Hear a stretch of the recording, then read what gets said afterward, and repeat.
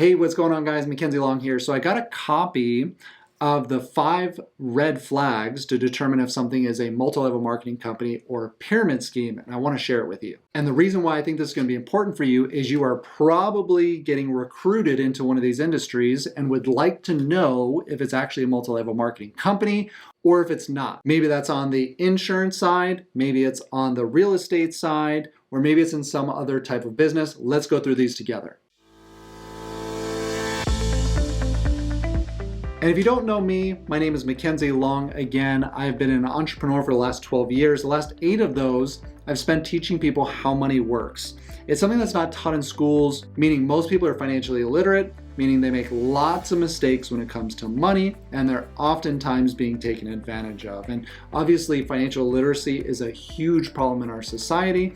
And when you're solving big problems, there's lots of opportunity and lots of money to be made. And now, having been in the industry for quite a while, recruiting hundreds of agents and thousands of clients and students who are working on better their lives financially and through business, there's a lot of things that I've seen and experienced that I would like to share with you, especially around this topic today of the red flags of determining if something's a multi-level marketing company, because unfortunately there's lots of information out there. However, most of it is entirely inaccurate. So I want to give you the actual definitions, and this is by John M. Taylor, who is the president of Consumer Awareness Institute, and he is also the advisor on pyramid schemes. So this guy knows what he's talking about. He's basically the one that's written the book on this stuff. So I want to give you his exact definitions, and I won't include specific companies. However, I will mention names through the process, so maybe you'll relate to those. Maybe you're being recruited by somebody. In this way, you can make an educated decision if it is actually a multi-level marketing or a pyramid scheme,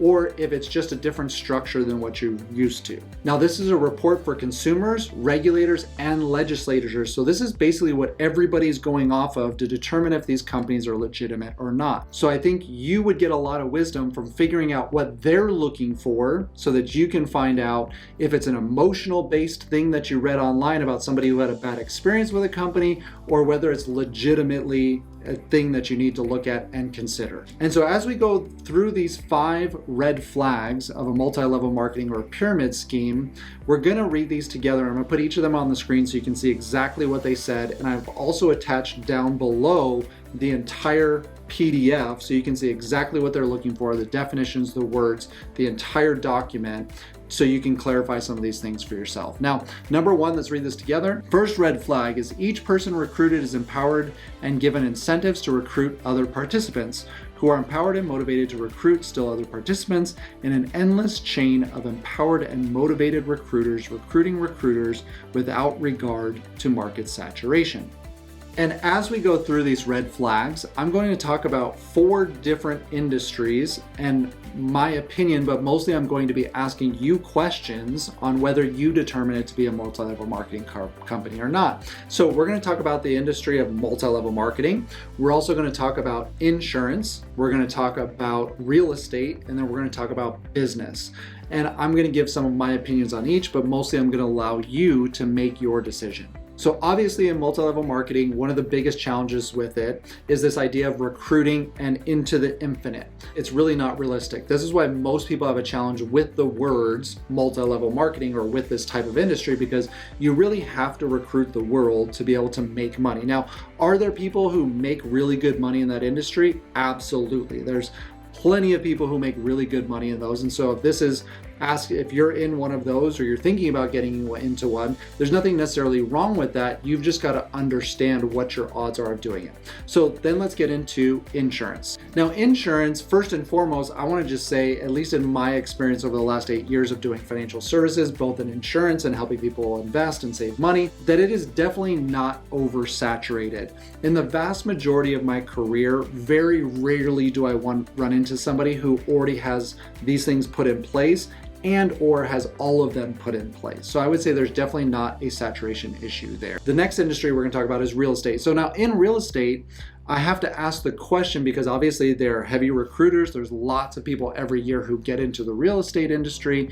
Now, for most real estate agents, you're going to be competing, at least from what my friends tell me in the industry, of 11 other agents. So you've really got to figure out a way to stand out and be special if you're going to be a real estate agent. So my question there would be, is this into saturation? That if there's one real estate agent basically for every home that's being sold, is that market saturation? I don't know.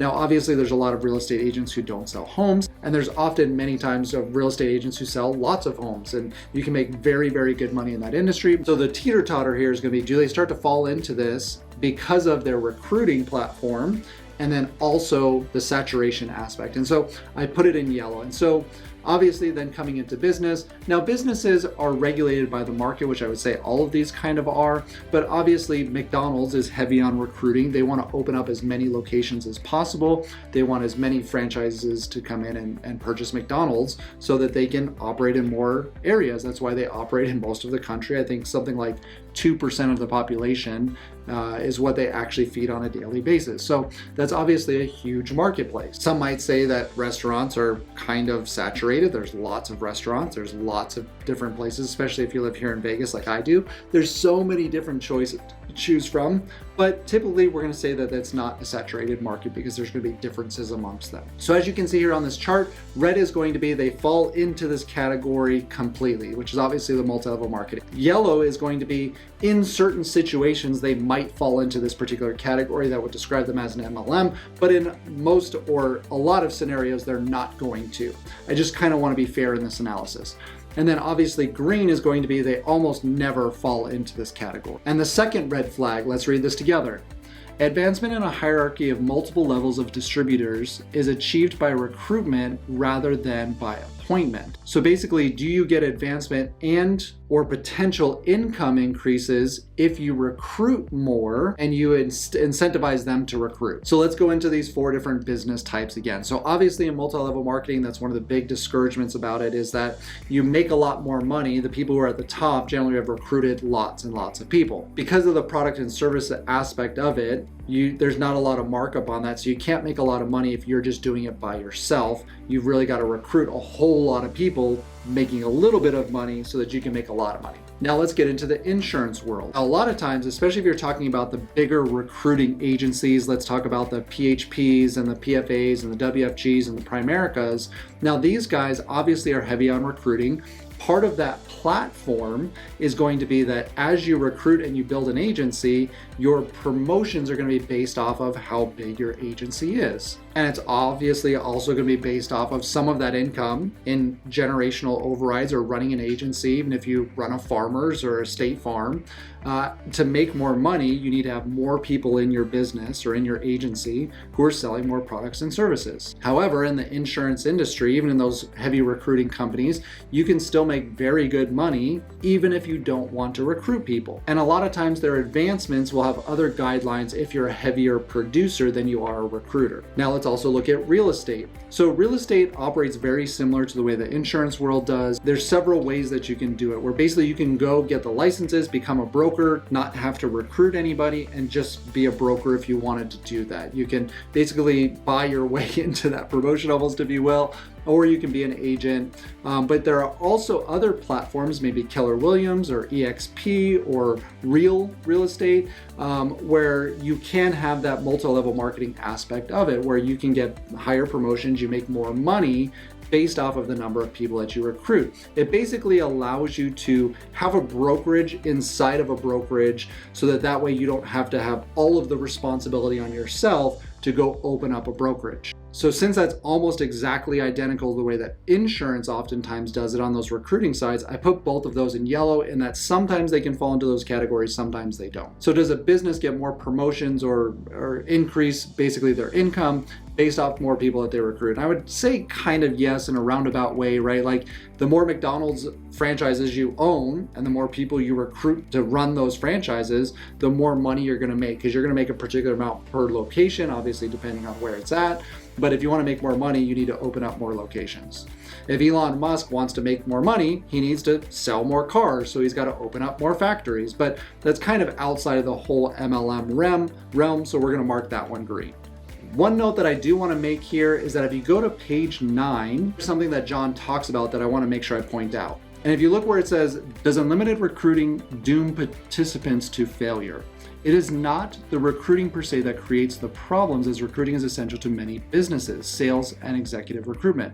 But unlimited recruiting of participants, recruiters, each of whom is empowered and given incentives to recruit other recruiters, who are empowered to recruit still other recruiters, etc., in an endless chain, inevitably dooms the majority of participants to failure and loss. This is not true of insurance agencies, direct sales, and other legitimate businesses, even recruiting businesses. So that's how John feels about the insurance industry as well. Number 3, the third red flag, and let's read this together. Pay-to-play requirements are met by ongoing incentivized purchases with participants, the primary buyers. Are distributors who are recruited presented with significant pay-to-play options, i.e., are they encouraged to make initial or ongoing investments in incentivized purchases in order to take advantage of the business opportunity and to continue qualifying for advancement and overrides bonuses from the MLM company? So obviously, starting with MLMs, they do have those requirements. So basically, if you build a big organization but you stop personally purchasing products, you have the potential of possibly losing your overrides and your bonuses. Now, if you look into the insurance world, that doesn't really take place.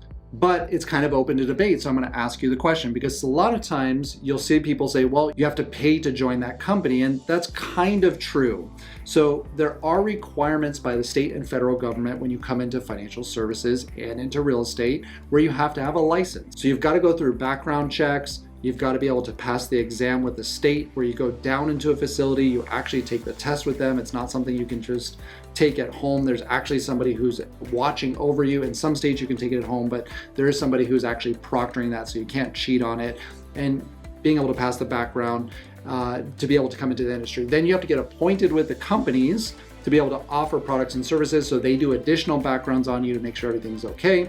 So all of that is a requirement to get into both the insurance and the real estate industry. Now, where the question comes is, in both of those, depending if you're a broker, maybe on the real estate side, is oftentimes you have to carry things like errors and omissions insurance, where basically if you accidentally mark something down wrong, maybe a weight, or you transpose some numbers as a social security number goes, so it was an accident, you have that insurance to cover you. Now, obviously, if it's material where you did it on purpose, where you're trying to purchase a policy for somebody who doesn't exist or doesn't want one, obviously you're going to get in trouble for that. So is that pay to play? In both of these categories, I would say no, but obviously you have to have some skin in the game. You've got to get a license to be able to do it, which I think also sets those industries apart from a traditional MLM, where there's no real requirement or stipulation. You recruit anybody to get into the industry, regardless of their background, criminal records, those kinds of things. So then my question here kind of becomes, on the real estate side, do you consider having to be on the MLS as part of pay to play? So if you want to be able to sell homes and you want to be able to find homes on the MLS for your buyer, you have to pay a couple $100s a month to be able to stay on that platform. Now, to me, I think that's just part of business. You have business expenses. If you look at a business like a McDonald's, they are purchasing meats and burgers and lettuce and fry oil and all of those things. That's not really pay to play to me, but if you don't have any of those things, obviously you're not going to be able to do much in business. But different from what they're talking about in pay to play of a multi-level marketing, where you have to purchase products to be able to keep your position, which you don't in the other three. And number 4 red flag, let's read this together. The MLM company pays commissions and bonuses on more distributor levels than are functionally justified, and it uses i.e. about the number of 5, right? He said you could justify around 5. So let's go back to that. So one of the challenges with multi-level marketing, or one of the benefits that they have, is that you get paid regardless of how far that person might be down the recruiting stream from you.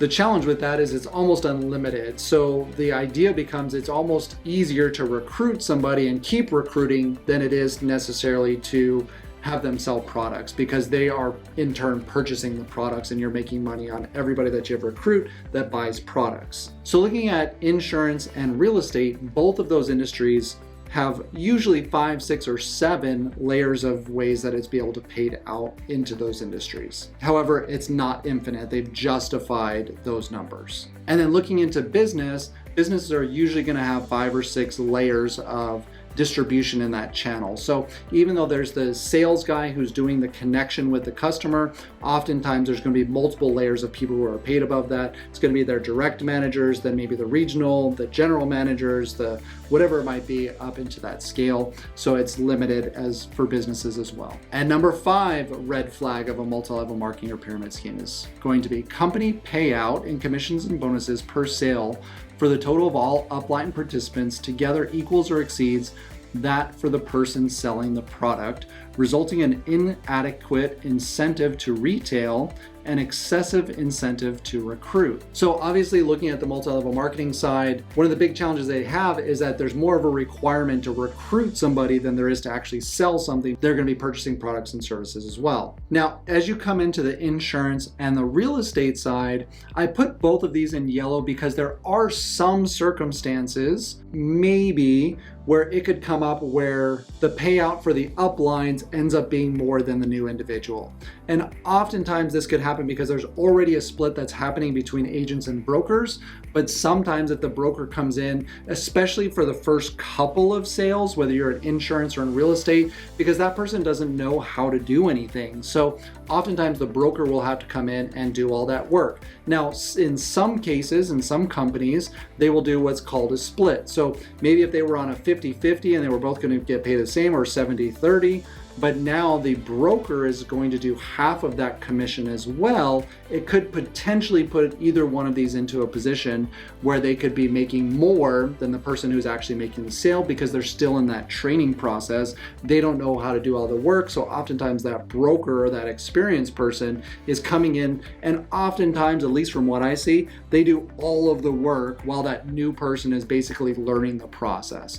Now, once that new person understands the process and starts producing, they don't need the broker or that trained person to come in and do that anymore, so they don't need to split those sales. So I put those in yellow because in both scenarios, it could happen. It's usually pretty rare, and you don't want your person to be there very long anyway because they need to make money, and so you don't want to be in that type of position. You want them making money. However, if you're doing all of the work, sometimes you might take a split on that commission. And then coming into business, I put this in red because this is how it's been true in every single business that I've been in, especially when I was in the car industry. You would see those guys who are selling cars, they make $100 or $200 on selling the car. Now, I don't know how much the company makes, and I don't know how much the managers make, and I don't know how much everybody above them makes, but I'm guessing it's more than $200 combined. So I would say a lot of time in these instances, like how many plates of food does that server serve or sell, if you will, that the company probably makes lots of money off of, that the managers make money off of, all the people who were involved in that actual sale,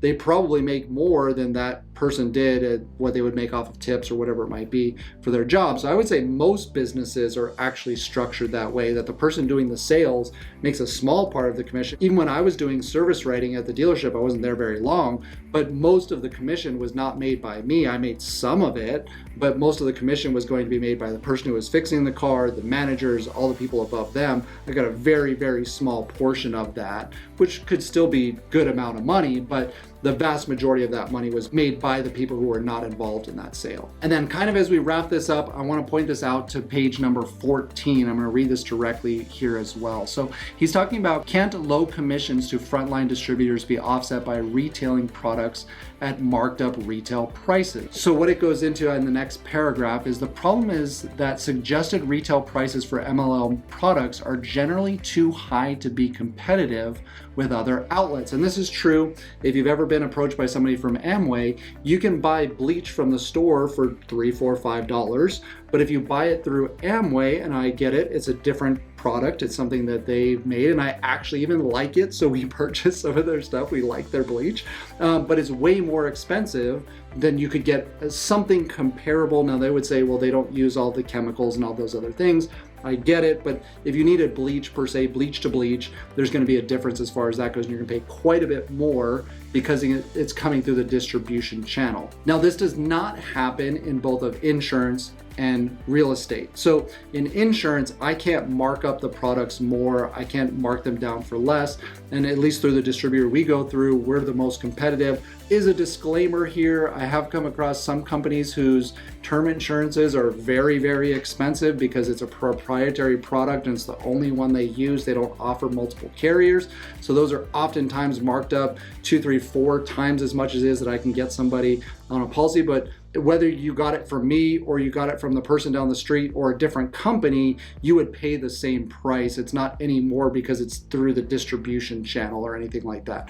That you don't see in insurance or in the real estate side, or quite frankly in business. So basically what it's saying here is, so MLM distributors end up purchasing large quantities for themselves and their families, or they sell those products at wholesale prices to participants. So obviously if you're in insurance or in real estate, you're not buying a bunch of insurance and investment products and keeping them in your garage or homes or those kinds of things, hoping that you can sell them to other people. So they don't have that distribution where you have to buy stuff or you're trying to sell it at different prices to different people, or you've got to collect a bunch of it so that you can hopefully turn around and resell it. And again, this ties it back into the pay to play aspect. All right, that was a lot of information. I know this video got a little bit long, so I hope that was helpful for you and you got a lot of information about those different industries and how insurance and real estate works if you're looking at getting into those industries, and how they are different from the MLM industry, and really the classifications that they fall into, because that's usually where people are very deceptive about, especially if they have their own brokerage, and they'll say, well, you don't want to be a part of that company because they're a multi-level marketing company or whatever it might be. And obviously then they're trying to recruit you into their IMO or their brokerage so that you can go work with them. So at least this way you have all of the information to be able to assess those companies. I mentioned a bunch of them through this video. And if this was helpful for you, make sure you smash the like button and also hit the subscribe as well. That way I can tell what videos are having the biggest impact on people and really what's been helpful for you and the information that you're able to use. And as always, I will see you guys later. Bye.